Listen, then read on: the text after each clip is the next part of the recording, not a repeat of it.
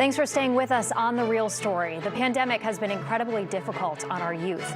We've seen mental health problems increase with all the challenges that came with COVID-19 and is still there. So we want to spend some time talking about an issue that many kids and parents are dealing with at home.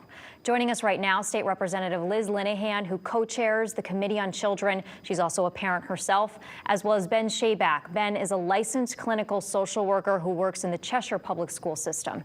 Thanks so much to both of you for coming on the program this morning. Thank you for having us. Well, Representative Linehan, I want to start with you. The committee was specifically looking at this during last session, right? Correct. Yeah, we're very aware of the needs of the kids after, during, and before the pandemic.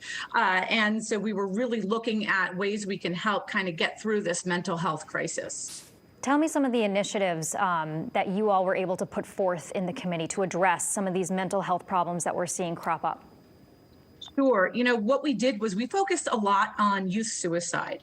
And the way we did that was through a few different things. First of all, we required that QPR training, which is question, persuade, and refer, would be, it's a suicide training that people can take in order to know how to question if someone is thinking about suicide and how to get them to help, right? A lot of times we find that people will hear that someone is suicidal and think that we need hands off, that they need to go to a licensed practitioner. But there are really things that everyday people can do to keep our kids alive. And so we made that training available to anyone in the community free of charge. We put that in the state budget. So that's going to start rolling out soon. And additionally, we required that starting January 1st, any child that visits an emergency department anywhere in the state of Connecticut for any reason, when they are discharged, they will leave with information on how to access mental health help in their area. So even if, say, I live in Cheshire, but I go to Hartford Hospital, the information given to me and my child will be in the direct area of where I live. It'll be Cheshire-based or the surrounding towns.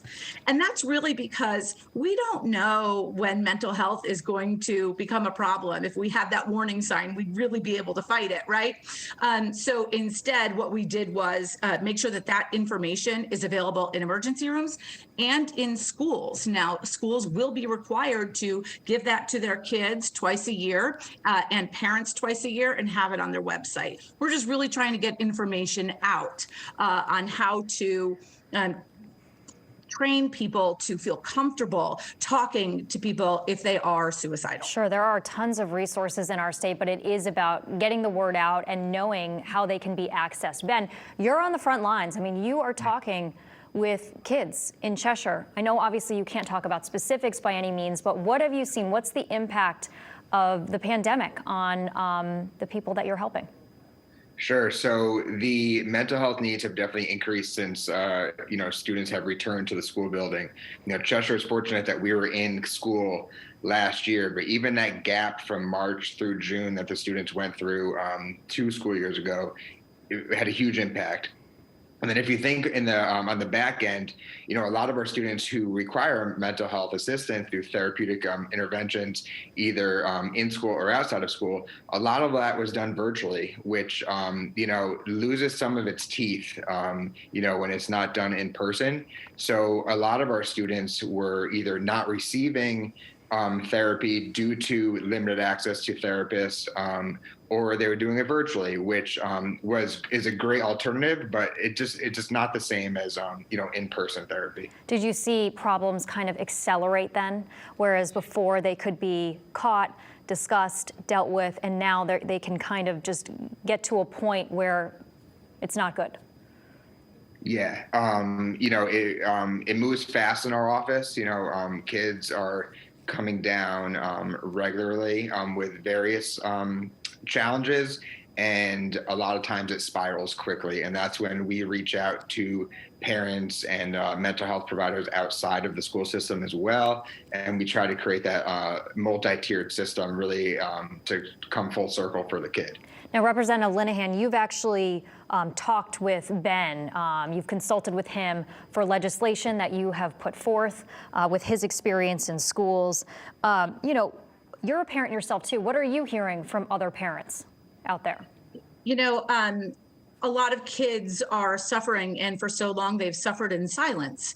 And now we see it coming out. And from what I hear from parents is they are just not sure of what to do. And so I have really made it my mission now to kind of help parents through this.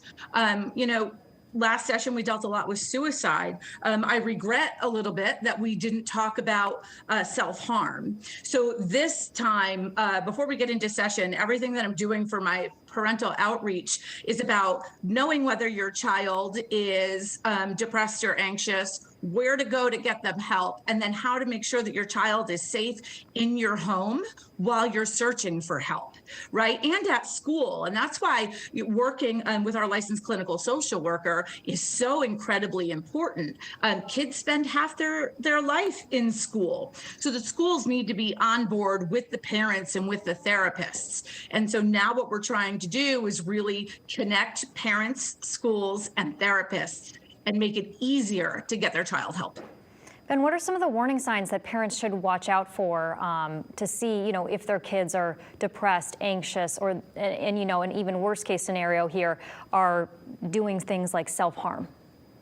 I consulted with some doctors at Yale who gave us a list of things to really look for. And those things include hygiene. Suddenly, is there a change in your child's hygiene?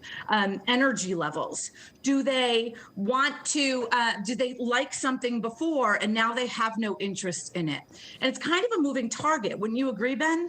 100%. The kids exhibit their needs in so many different ways, whether it's withdrawing from friends or sports or, or just isolating themselves in their bedroom to cutting, in various locations. A lot of parents may think it would be done on the wrist, but a lot of times kids hide it, and sometimes it's on the upper thigh, and it's really hard to identify. So really keeping a pulse on your child, what they're doing on social media is huge. Parents, I really urge parents to keep track of that, even if it causes a disruption with your relationship with your child. Sometimes what's best for the child, they may not like it in the moment, but it just has to be done. Oh my gosh, social media is just a whole other world and a whole other challenge out there. How do parents do that? Are kids posting warning signs? Is that why you think that people should really check and look at social media and the actions that their kids are taking on social media? Yeah, so we have students who post, after they cut, they post pictures of that on their Instagram or on TikTok, or sometimes there's videos on how to participate in self-harming activities, if you will. So there's a lot out there that is scary to see. As a clinician, as a parent, it's mind-boggling the stuff that happens on social media platforms. We as adults use it in a responsible manner for the most part, but the kids participate in some of that, but there's also some deeper stuff that's going on behind the scenes. It's a wild, wild west on these social media platforms, and disturbing to hear you talk about how there's videos on how to do that, because these social media platforms really need to be regulating those and taking those down, which they say they are. Go ahead, Representative. Well, there is also a way that parents can keep track of that. There are two platforms that I recommend based on my talks with experts. And the first would be Custodio, which is spelled with a Q, and the second is Bark. And what these applications do is they allow you to monitor your child's usage with still allowing them a semblance of privacy, right? Because we want them to be able to grow up and make good decisions and not always be on top of them. But what these programs would do is you get a text alert or an email, or if they have watched something that you have deemed inappropriate. And so we recommend, the Children's Committee recommends those two apps. Do the apps also regulate some of their interactions, or it lets them have their privacy, but it gives you alerts essentially yeah, for certain keywords. Right. And just keep in mind that if your child has an Apple phone, there is less that you can do and less that you can monitor due to Apple's own rules and regulations. But a Samsung phone does allow you to keep a closer tab and monitor things like Snapchat and text messages. And so if you are thinking you need to get your child their first phone, I would absolutely recommend getting a Samsung. Interesting. Ben, how do you talk to kids about that, and how do parents deal with that? Because you have a 16 or 17-year-old, right, who wants to be independent, who's almost 18, and you want to protect them, but they want their privacy. Well, where's the balance? Yeah, so we do, in Cheshire, we're fortunate. We do school-wide assemblies on social media usage, kind of your footprint that you leave in social media and how that impacts you, not only in the near future, but down the road. As adults know, when people are applying for jobs now, they're doing Google searches on people, searching social media. So that's something that we do. We actually have a retired FBI agent who comes into the building once a year and speaks with the entire school. It's actually happening next week for Cheshire, for Dodd Middle School in Cheshire. And it's a really powerful assembly. And then we work with students one-on-one and kind of reiterate all the importance of proper social media use. And we talk to them about, it becoming an addiction. And how to manage your time. It's an uphill battle for sure. And one more thing I just wanted to say for warning signs is if parents have any concern, reach out to your school counselor, social worker, psychologist, principal, and we'll be able to tell you what we're observing in the school system, because like Liz said, kids are with us for so much, almost 40 hours a week. So we'll be able to help parents paint a picture of what we're observing socially and emotionally and educationally in the school building. All about communication. That's what we were just saying with Dr. Thompson in the previous segment on a different topic, but still, communicating is how we all get on the same page about what's best for our kids. Representative Linehan, I'm going to give you the last word here. Thank you. So I want parents to know that if they go to ctn.com, which is the Connecticut network, it is our community television at the legislature, they can search for Children's Committee videos. And we have a 4-hour segment or 4-hour event that we did that actually goes through everything from finding a therapist, going to the ER, calling 211 for mobile crisis if you need to be seen immediately, if your child needs to be seen immediately.